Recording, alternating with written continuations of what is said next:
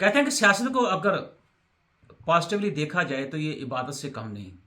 जब सियासत के मकासद में ये चीज़ शामिल हो कि हमने अपनी कौम की खिदमत करनी है, कौम की फलाह बहबूद में इजाफा करना है, मुल्की वक़ार जो है उसका झंडा उसको बुलंद करना है, तो मैं समझती इससे अच्छा शुबा और कोई नहीं। लेकिन दूसरी तरफ अगर सियासत के अंदर इंफरादी मफादात आपके हावी हो जाएं तो फिर मैं समझता हूँ कि इससे बुरी चीज़ और कोई नहीं है। और 5-6 सालों में शायद थोड़ा सा पीछे चले जाएं, 10 सालों में उससे भी आप पीछे जा सकते हैं। तो आप देखिए कि सियासत ने ना सिर्फ हमारे जहनों को तकसीम किया, रिश्तेदारियों को तकसीम किया, घरों को तकसीम किया और घर के अंदर जो लोग हैं उनको तकसीम किया। इसकी जिंदा मिसाल जो है ज़हूरुल्लाही पैलेस जो है उसकी मौजूदा सूरत हाल को देख के अंदाजा लगा सकते हैं। 4 कनाल के ऊपर मुहित ज़हूर पैलेस, और अब ये भी कोई ढकी चुकी बात नहीं है कि परवेज़ इलाही साहब जो हैं वो पीटीआई की सदारत के पीछे देखें जो उनके साथ हो रहा है वो भी आपके सामने है। और शुजात हुसैन साहब जो हैं वो अपनी काफिले को बचाने के चक्कर में वो भी अब इत्तेहाद करे और उनकी जो सियासी सूरत है वो भी आपके सामने है। और बड़ी मजे की बात है, ज़हूर पैलेस के अंदर आप दाखिल हों तो आपको उसका कुछ पोर्शन जो है वहाँ पीटीआई के बैनर्स अवेजा नजर आएंगे, कुछ पोर्शन के ऊपर वहाँ पे आपको काफिली के बैनर्स जो हैं वो नजर आएंगे। तो इसी तरह चीज़ों को आप देखें तो ये तकसीम जो है ये अब घरों की लड़ाई की सूरत में बाहर नजर आ रही है आपको। पेशावर में बुड़बेर का इलाका है जहां पे एक बाप ने अपने बेटे को सिर्फ इस बात पे गोली मार दी कि उसने पीटीआई का झंडा अपने घर के ऊपर लहराया या लगा दिया। अब ये मकतूल अताउर रहमान जो है ये कतर में जॉब करते थे और तकरीबन अभी छुट्टी पे आए थे, जरा इलेक्शन के लिए आए हैं कि चलो पाकिस्तान वापस जाते हैं और इलेक्शन में अपना वोट डालते हैं। तो उसने भाई क्या किया कि उसने अपने घर के ऊपर पीटीआई का झंडा लगा दिया। अब उसके वाले साहब ये कहते हैं कि वोट आपने जिसको देना है दें, लेकिन झंडा जो है उसको घर की छत के ऊपर ना लगाएं। लेकिन बेटा वो शायद ज़्यादा जोश में था तो उसने वो झंडा लगा दिया।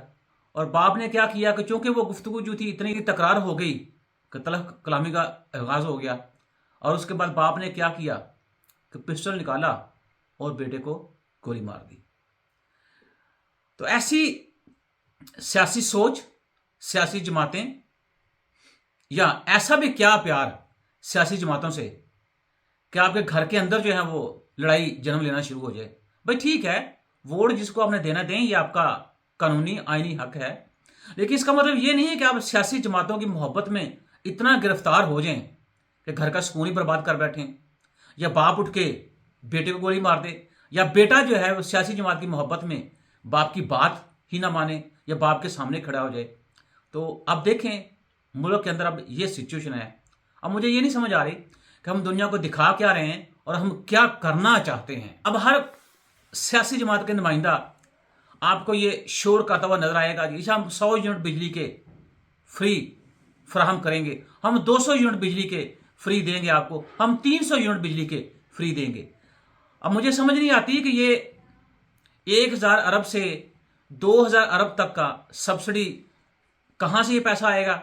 गवर्नमेंट के पास तो पैसा नहीं है।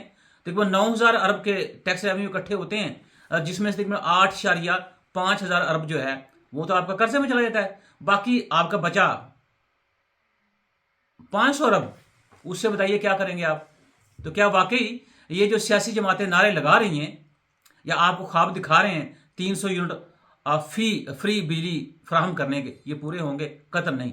लेकिन दूसरी तरफ आप देखें कि IMF जो है उसकी जो भी रिपोर्ट पब्लिश हुई जिसमें उन्होंने पाकिस्तान की तारीफ भी किया, कहा कि पाकिस्तान की जो मुआशी ग्रोथ है 2 से 2.5% तक इस साल रहेगी और पाकिस्तान के अंदर महंगाई भी कम होगी, पाकिस्तान में बेरोजगारी भी कम होगी। लेकिन IMF की रिपोर्ट के अंदर ये चीज़ें छुपी हुई किसी ने नहीं बताई कि IMF को पाकिस्तान ने यकीन दहानी कराई है कि हम हर महीने 18 अरब के नए टैक्सेस लगाएंगे और एक साल के ये 216 अरब बनते हैं, जिसके अंदर चीनी के ऊपर भी फी किलो 5 रुपये लेवी लगाने की तस्दीक की है गवर्नमेंट ने, या गवर्नमेंट ने यकीन दहानी कराई है।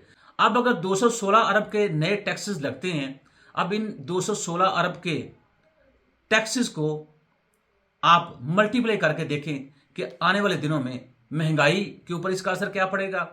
और इसके अंदर जाहिर बात टाइट मॉनेटरी पॉलिसी भी शामिल है, जिसमें जाहिर सी बात जो पॉलिसी रेट है उसके इंक्रीमेंट की भी बात हो रही है। उससे कास्ट ऑफ प्रोडक्शन में कितना इजाफा होगा और उस कास्ट ऑफ प्रोडक्शन में इजाफे की वजह से चीजें कितनी महंगी होंगी, तो इसका अंदाजा आप खुद लगा लें, मेरे बताने की आपको जरूरत ही नहीं है। IMF बार बार हुकूमत से इस बात के ऊपर जोर दे रहा है कि मुल्क के अंदर से, अब जाहिर बात निगरान गवर्नमेंट है, मुल्क के अंदर से करप्शन, रिश्वत और मनी लॉन्ड्रिंग की रोकथाम के लिए इकदाम किए जाए, और पाकिस्तान उसके लिए कोशिश कर भी रहा है। लेकिन बात यह है कि ये सारी चीजें तो हम खुद भी कर सकते हैं, IMF को कहने की क्या जरूरत है। मेरे बात करने का मकसद ये है, बजाय इसके कि दुनिया हमें टोके, हमें रोके और उसके बाद कर्ज की फार्म में हमारा गला दबाए, उससे बेहतर यह था वक्त के साथ साथ हमें खुद ही चीज़ों का इदराक होता और खुद ही इकानमी की परफॉर्मेंस के लिए हम रिफॉर्म्स करते, इकदाम करते, ताकि आज हमारी सिचुएशन जो है इससे हम बेहतर पोजीशन में खड़े होते। ब्लूमबर्ग ने एक हालिया सर्वे किया, उस सर्वे के मुताबिक इमरान खान की पॉपुलैरिटी 57% है, जबकि नवाज शरीफ साहब की जो पॉपुलैरिटी है वो 52% है। लेकिन वो रिपोर्ट के अंदर ये भी कह रहे हैं कि उनको अंदाजा हो रहा है कि मुस्लिम लीग नून जो है वो हुकूमत की तरफ बढ़ती हुई नजर आ रही है। वो साथ ये भी कह रहे हैं कि इस्लामाबाद, साथ ये भी कह रहे हैं कि पाकिस्तान के अंदर महंगाई 30%, बेरोजगारी अरूज पर है और नई हुकूमत जो आएगी उनको कड़े फैसले करना होंगे। अब ये वक्त के साथ साथ ही पता चलेगा वो कड़े फैसले क्या आवाम के लिए हैं या उनके अपने के लिए हैं। अब तो जब टाइम आएगा फिर पता चलेगा। वो साथ ये भी कहते हैं कि नवाज शरीफ के अदवार में महंगाई, बेरोजगारी 14.5% रही। बानी PTI इमरान खान गवर्नमेंट की बात कर रहे हैं, उस वक्त महंगाई 16.1% रही और पिपरारी के दौर में 17.2% रही। इससे आप देख लें, खुद ही अंदाजा कर लें, क्या आपको नजर आएगा कि जो नून लीग की गवर्नमेंट थी उसकी क्या प्रायोरिटी थी और वहां महंगाई 14.5% क्यों रही।